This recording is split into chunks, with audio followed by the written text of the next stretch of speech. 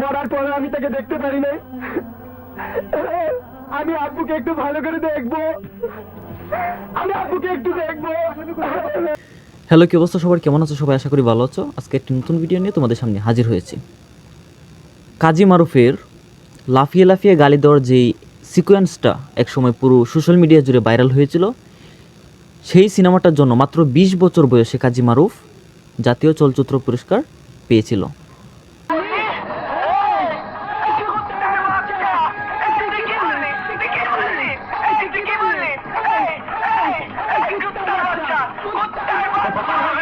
আর মজার ব্যাপার হচ্ছে, সেই সিনেমাটি ছিল কাজী মারুফের প্রথম অভিনীত সিনেমা।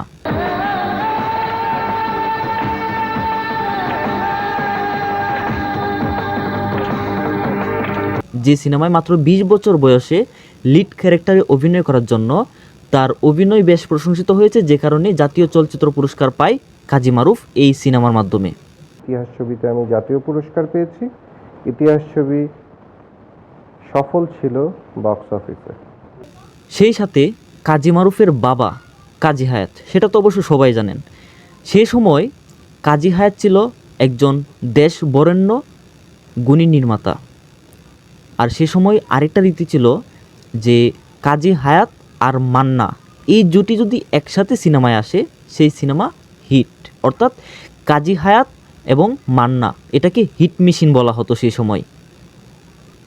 তো সে সময়ের এক গুঞ্জন অনুযায়ী কোনো এক অজানা কারণে কাজী হায়াত এবং মান্নার বনিবনা না হওয়ায় তাদের মধ্যে ফাটল ধরে এবং কাজী হায়াত সিদ্ধান্ত নেন যে মান্নাকে নিয়ে তিনি আর সিনেমা বানাবেন না, নতুন কাউকে নিয়ে তিনি সিনেমা বানাবেন।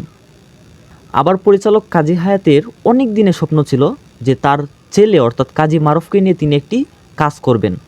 সে লক্ষ্যে তিনি 6-7টা স্ক্রিপ্টও লিখেছেন, কিন্তু কোনোটাই তার পছন্দ মতো হচ্ছিল না, যে কারণে কাজী হায়াত কাজী মারুফকে নিয়ে কাজটা করতে পারতেছিল না।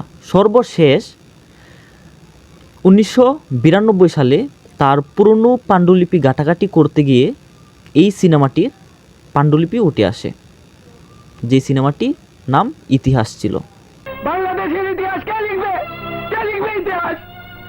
তারপর এই ইতিহাস নামক চলচ্চিত্রের কাহিনী হাতে পেয়ে তিনি কিছুটা কাটচাট করেন, যেহেতু তার নিজের ছেলে সেখানে অভিনয় করবে, কিছুটা কাটচাট করে নতুনভাবে সেটাকে তৈরি করে সে কাজ শুরু করতে চেয়েছিল। তারপর বাঁধল নতুন সমস্যা। ইতিহাসটি বন্ধ হয়ে আছে কেন হায়াত ভাই? আমি বললাম টাকার অভাবে।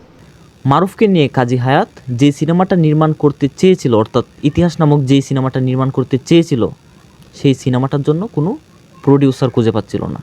কেউই রাজি হচ্ছিল না যে কাজী হায়াত এবং কাজী মারুফ যে সিনেমাটা করবে সেখানে কেউ টাকা ইনভেস্ট করতে চাচ্ছিল না, যদি সেটা লস যায়, যেহেতু নতুন নায়ক।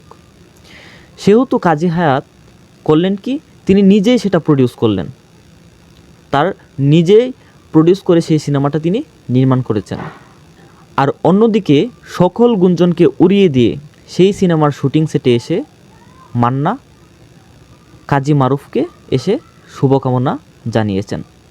প্রথমে এই ছবিটির নাম রাখা হয়েছিল সন্ত্রাসী মারুফ, তুমি তো এখন সন্ত্রাসী। যেটা কাজী হায়াতে মেবি রেখেছিল। প্রথমে এই সিনেমাটির নাম রাখা হয়েছিল সন্ত্রাসী মারুফ, কিন্তু যখন সিনেমাটি সেন্সরে যাওয়ার আগে আরেক পরিচালক মুহাম্মদ হান্নানের উপদেশে সিনেমাটার নাম পরিবর্তন করে রাখা হয় ইতিহাস। তারপর সেই ইতিহাস সিনেমাটিকে তারা সেন্সরে পাঠায়। আর এই ইতিহাস নামক সিনেমাটি যেন মুক্তির পর ইতিহাসই রচনা করেছেন।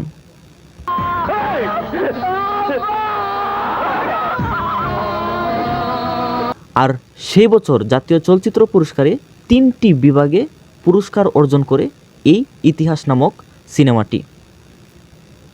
আর এটিই ছিল কাজী মারুফের প্রথম অভিনীত সিনেমা তো বটেই, তার সাথে সাথে তার সবচেয়ে বড় হিট সিনেমা ছিল এই ইতিহাস। কাজী মারুফের ক্যারিয়ারে সবচেয়ে বড় হিট সিনেমা ছিল এই ইতিহাস সিনেমাটি। তো বন্ধুরা, ইতিহাস সিনেমাটা কে কে দেখেছো অবশ্যই আমাদের কমেন্ট বক্সে বলে যাবে। কাজী মারুফের প্রথম অভিনীত সিনেমা এই ইতিহাস। সিনেমাটা কার কাছে কেমন লেগেছে অবশ্যই আমাদের কমেন্ট বক্সে বলে যাবে। তো এই ছিল আজকের আলোচনা। তো পরবর্তী কোন টপিক নিয়ে আলোচনা করব, আপনাদের যদি কোনো বিষয় নিয়ে জানার ইচ্ছা থাকে অবশ্যই আমাদের কমেন্ট বক্সে জানিয়ে যাবেন। আপনাদের কমেন্টের উপর ভিত্তি করে আমরা সেই বিষয়টা নিয়ে আলোচনা করার চেষ্টা করব। তো সে পর্যন্ত সবাই ভালো থাকবেন, সুস্থ থাকবেন। ভিডিও ভালো লেগে থাকলে অবশ্যই লাইক করে দিবেন, আর চ্যানেল নতুন হয়ে থাকলে চ্যানেলটা সাবস্ক্রাইব করে দিবেন। ধন্যবাদ সবাইকে। এটাই নতুন ইতিহাস, এটাই নতুন ইতিহাস।